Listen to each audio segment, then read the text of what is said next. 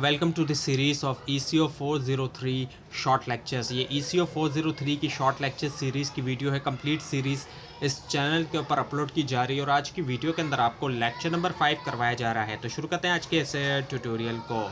So GDP computation and measures. GDP को किस तरीके से कंप्यूट किया जाता है। So computation of nominal and real GDP. अच्छा है, पिछले लेसन के अंदर आपको डिटेल में बताया गया था नॉमिनल और रियल जीडीपी के बारे में, तो दोबारा से देखते हैं इस कॉन्सेप्ट को। नॉमिनल और रियल जीडीपी दोनों ही फंडामेंटल कॉन्सेप्ट होते हैं जो नेशनल इनकम अकाउंटिंग होती है और हेल्प करते हैं इकोनॉमिस्ट को भी और पॉलिसी मेकर को कि अंडरस्टैंड करें जो इकोनॉमिक परफॉर्मेंस होती है किसी कंट्री की। अब नॉमिनल जीडीपी की अगर हम बात करें, nominal GDP measures total output using current market prices without adjusting for inflation. Nominal GDP के ज़रिए मेजर किया जाता है टोटल आउटपुट, जो टोटल आउटपुट प्रोड्यूस हुआ है। अब फॉर एग्जांपल के जैसे कि 1000 यूनिट्स बने गाड़ियों के, तो वो टोटल आउटपुट हो गया और उसमें फिर उसकी जो वैल्यू हम देखते हैं तो वो करंट मार्केट के हिसाब से देखते हैं। जो करंट मार्केट प्राइस चल रही है उसके हिसाब से उनकी वैल्यू को हम देख लेते हैं कि जो भी प्राइस चल रहे हैं उसके हिसाब से। और इसमें जो है वो कोई एडजस्टमेंट नहीं की जाती इन्फ्लेशन की, यानी कि जो महंगाई की वजह से अगर कीमतों में इजाफा हुआ है तो इसके अंदर उसको कोई भी एडजस्ट नहीं किया जाता। लेकिन इसके मुकाबले में हम रियल जीडीपी देखें, so real GDP adjust for inflation by using constant base year prices to reflect true economic growth. Real GDP उसके मुकाबले में वहाँ पर इन्फ्लेशन को एडजस्ट किया जाता है और इसमें कांस्टेंट बेस ईयर का इस्तेमाल किया जाता है। कांस्टेंट बेस ईयर के प्राइस का इस्तेमाल किया जाएगा, यहाँ पर करंट मार्केट का नहीं बल्कि कांस्टेंट बेस ईयर को रखा जाएगा ताकि ये पता चल सके कि ट्रू इकोनॉमिक ग्रोथ हुई है या नहीं हुई। इसमें करंट मार्केट प्राइस का इस्तेमाल नहीं करेंगे। फॉर एग्जांपल जैसे कि 1000 यूनिट्स बने एक साल, दूसरे साल भी 1000 यूनिट्स बने, तो हुआ क्या कि नॉमिनल जीडीपी तो बढ़ जाएगी क्योंकि महंगाई बढ़ी, तो उसकी वजह से नॉमिनल जीडीपी बढ़ गई अगर महंगाई होती है तो। लेकिन रियल जीडीपी वहीं की वहीं रहेगी क्योंकि उसमें कांस्टेंट बेस ईयर के प्राइस का इस्तेमाल किया जाएगा, वहाँ पे करंट मार्केट प्राइस का इस्तेमाल नहीं किया जाएगा। तो इसी वजह से ये एडजस्ट फॉर इन्फ्लेशन है। तो रियल जीडीपी कब बढ़ेगी? जब एक साल बने 1000 यूनिट्स, नेक्स्ट ईयर 1100 यूनिट बन गए, तो जो 100 एक्स्ट्रा बढ़ रहे वो बताएंगे कि हमें रियल जीडीपी में इजाफा हुआ है, यानी कि असल में इकोनॉमी ग्रोथ करी है तब जब रियल जीडीपी में इजाफा होता है। So importance of GDP type. Real GDP helps policy maker track economic productivity and growth more accurately rather than nominal GDP. तो रियल जीडीपी ही हेल्प करती है पॉलिसी मेकर को कि वो देख सकें इकोनॉमिक प्रोडक्टिविटी और ग्रोथ को एक्यूरेटली तौर पर, ज़्यादा एक्यूरेसी के साथ नॉमिनल जीडीपी के मुकाबले में। So definition of GDP deflation. अब जीडीपी डिफ्लेशन की हम बात करें, ये एक की इकोनॉमिक इंडिकेटर है जो कि मेजर करता है लेवल ऑफ प्राइसेस तमाम जितने भी न्यू और डोमेस्टिकली प्रोड्यूस्ड फाइनल गुड्स और सर्विस होते हैं एक इकोनॉमी के अंदर। और इसको जो कैलकुलेट किया जाता है वो कुछ इस तरीके से किया जाता है कि नॉमिनल जीडीपी को डिवाइड करते हैं रियल जीडीपी से और 100 से फिर मल्टीप्लाई कर देते हैं। यानी कि कुछ इस तरीके से होगा कि नॉमिनल जीडीपी जो है उसको डिवाइड करेंगे हम रियल जीडीपी से और फिर 100 से हम उसको मल्टीप्लाई कर देंगे। अब ये जो रेशियो होता है ये प्रोवाइड करता है कॉम्प्रिहेंसिव मेजर जो इन्फ्लेशन का इकोनॉमी के अंदर, क्योंकि रिफ्लेक्ट करता है जो चेंजेस आ रहे हैं ओवरऑल प्राइस लेवल में। और दूसरे प्राइस इंडाइसिस जो है उसमें अगर हम देखें तो जैसे कि कंज्यूमर प्राइस इंडेक्स हो गया जिसको सीपीआई कहा जाता है, उसका फोकस होता है फिक्स बास्केट के ऊपर कंज्यूमर गुड्स के।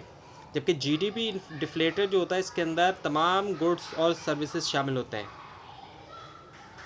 और ये चीज़ इसको बनाती है ब्रॉडर और ज़्यादा इंक्लूसिव जो है मेजर इन्फ्लेशन का, यानी कि महंगाई का को नापने का।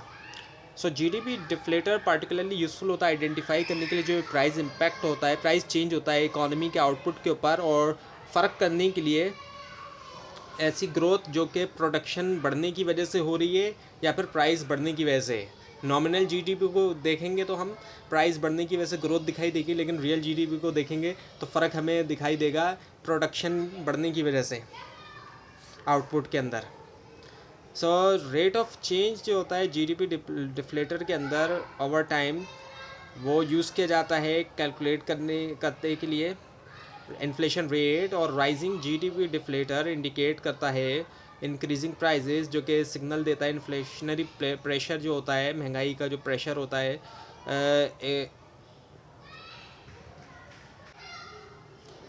इकॉनमी के अंदर। और इसके मुकाबले में जो डिक्लाइनिंग जीडीपी डिफ्लेटर होता है वो बताता है कि फॉलिंग प्राइजेस या फिर जो डिफ्लेशन है कि प्राइजेस में कमी आ रही है या सस्ताई हो रही है। सो पॉलिसी मेकर्स और जो इकोनॉमिस्ट होते हैं वो मॉनिटर करते हैं जीडीपी डिफ्लेशन को क्लोजली ताकि असिस्ट करें इकोनॉमिक स्टेबिलिटी को। मॉनेटरी पॉलिसी जो कि सेंट्रल बैंक की होती है और इन्फॉर्म और डिसीजन करें जिनका एम होता है कंट्रोल करने के ऊपर महंगाई को भी और ग्रोथ को प्रमोट किया जाए।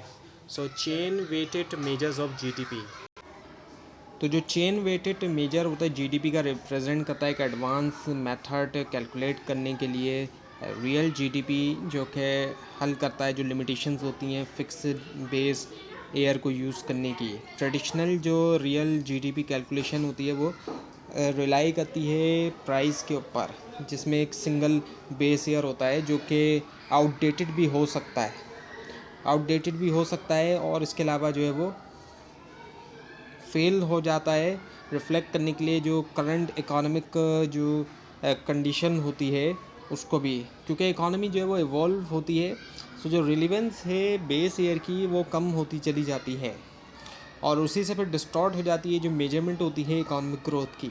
अब इस इशू का मुकाबला करने के लिए चेन वेटेड अप्रोच में कंटिन्यूसली अपडेट किया जाता है जो बेस ईयर होता है और वो किया जाता है एवरेज के ज़रिए ग्रोथ रेट ऑफ जीडीपी की यूज़ करते कैलकुलेट किया जाता है उसको यूज़ करते हुए कंसेक्यूटिव ईयर्स जो है एज अ बेस ईयर। और ये मेथड जो है इसमें ये होता है कि कंप्यूट करना जीडीपी ग्रोथ जो है टू एडजेसेंट ईयर्स की यूज़ करते हुए दोनों ईयर्स के प्राइसेस और ये कि फिर लेते हुए ज्योमेट्रिक मीन जो है ग्रोथ रेट्स का। और ये जो रिज़ल्ट होता है ज़्यादा एक्यूरेट होता है और डायनामिक मेजर होता है रियल जीडीपी का जो कि बेटर रिफ्लेक्ट करता है चेंजेस जो कि प्रोडक्शन में और कंजम्पशन में आती है वक्त के साथ। सो ये जो चेन वेटेड जीडीपी होता है ये पार्टिकुलरली तौर पे वैल्यूएबल होता है जब कैप्चर किया जा रहा है ट्रू इकोनॉमिक परफॉर्मेंस जो एक कंट्री की। ये प्रोवाइड करता है ज़्यादा रियलिस्टिक पिक्चर जो है इकोनॉमिक ग्रोथ की और वाइडली यूज़ किया जाता है। इसको स्टैटिस्टिकल एजेंसीज़ करती हैं और इकोनॉमिस्ट भी करते हैं।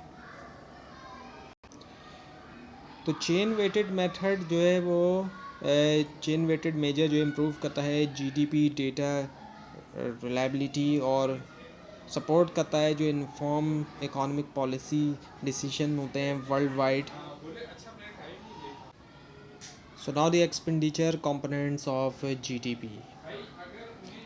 सो जो कंपोनेंट्स है जीडीपी की उसमें y is equals to C plus I plus G plus N X. तो जो एक्सपेंडिचर अप्रोच है इसके मुताबिक अगर कैलकुलेट किया जाता है तो उसमें ये होता है कि सम अप कर लिया जाता है जितना भी स्पेंडिंग होती है फाइनल गुड्स और सर्विसेज के ऊपर इकोनॉमी में। और ये फार्मूला जो कि आपको बताया गया यहाँ पर y जो कि डिनोट कर रहा है जीडीपी को, सी जो कि कंजम्पशन है, I investment, G government spending और एन एक्स जो कि नेट एक्सपोर्ट है। तो इन तमाम चीज़ों को सम अप कर लिया जाएगा, ऐड कर लिया जाएगा। अब इनको अलग-अलग अगर हम समझें तो कंजम्पशन से मुराद हाउस होल्ड स्पेंडिंग होती है गुड्स और सर्विस के ऊपर जिसके अंदर ड्यूरेबल गुड्स हैं जैसे कि कार एंड अप्लाइंस हैं, नॉन ड्यूरेबल गुड्स हैं जैसे कि फूड एंड क्लोथिंग और सर्विसेज जैसे कि हेल्थ केयर और एजुकेशन है। कंजम्पशन टिपिकली जो है वो लार्जेस्ट कंपोनेंट है जीडीपी का और रिफ्लेक्ट करता है ओवरऑल डिमांड इकोनॉमी में। इसके अलावा आई जो कि इन्वेस्टमेंट है, इसके अंदर स्पेंडिंग होती है कैपिटल गुड्स के ऊपर जिनको यूज़ किया जाएगा फ्यूचर प्रोडक्शन के लिए। इसके अंदर फिक्स बिजनेस इन्वेस्टमेंट है इक्विपमेंट और स्ट्रक्चर में। रेजिडेंशियल फिक्स इन्वेस्टमेंट आ गई हाउसिंग और इन्वेंट्री इन्वेस्टमेंट में। और गवर्नमेंट स्पेंडिंग जो कि जी है उसमें ये होता है कि एक्सपेंडिचर आते हैं गवर्नमेंट की तरफ से गुड्स और सर्विस में। इसमें सैलरीज आ जाती हैं पब्लिक सर्वेंट्स की, इंफ्रास्ट्रक्चर प्रोजेक्ट्स हो गए, डिफेंस स्पेंडिंग हो गया। और इम्पॉर्टेंटली इसके अंदर से ट्रांसफ़र पेमेंट को निकाल दिया जाता है, एक्सक्लूड कर दिया जाता है जैसे कि पेंशन्स और अनएम्प्लॉयमेंट बेनिफिट्स क्योंकि ये कॉरेस्पॉन्ड नहीं करते परचेज़ के साथ गुड्स और सर्विस की। और इसके अलावा नेट एक्सपोर्ट ये रिप्रेजेंट करता है जो डिफरेंस आता है कंट्री की एक्सपोर्ट और इंपोर्ट में जो डिफरेंस है उनका फ़र्क क्या है, यानी कि इनका डिफरेंस ले लेंगे, माइनस करेंगे हम इंपोर्ट में से एक्सपोर्ट में से इंपोर्ट को माइनस कर देंगे। एक्सपोर्ट गुड्स और सर्विस होते हैं जो कि दूसरे कंट्रीज़ में बेचे जाते हैं, जबकि इंपोर्ट्स परचेज़ किया गया दूसरे कंट्रीज़ से। सो पॉजिटिव नेट एक्सपोर्ट जो होता है ये इंडिकेट करता है एक ट्रेड सरप्लस, जबकि नेगेटिव जो है बताता है डेफिसिट आया है, खसारा रहा है। अगर नेगेटिव हो गया तो खसारे को शो करेगा। सो नेट एक्सपोर्ट रिफ्लेक्ट करता है कंट्री की इंटरनेशनल इकोनॉमिक ट्रांजैक्शन और जो इन्फ्लुएंस है ओवरऑल जो जीडीपी का। सो इनको अंडरस्टैंड करना जो है इनके ज़रिए जो है वो मेजर किया जा सकता है, और एनालाइज करते हुए जो चेंजेस हैं कंजम्पशन के अंदर, investment, government spending, net export, economist assess कर सकते हैं हेल्थ जो इकोनॉमी की, और फॉर्मुलेट करते हैं स्ट्रेटजीज़ ताकि प्रमोट करें ग्रोथ और स्टेबिलिटी। तो ये था आज का ट्यूटोरियल। आपको इस बारे में कोई क्वेश्चन है और ख़ासतौर पर इसमें कोई मिस्टेक दिखाई दे ज़रूर हाईलाइट कीजिए। और इस पूरी सीरीज़ को देखने के लिए और मिड टर्म और फाइनल टर्म एग्जाम्स की प्रिपरेशन के लिए इस चैनल को सब्सक्राइब कीजिए, बेल आइकन के ऊपर क्लिक कीजिए। Thanks for watching this video and best of luck.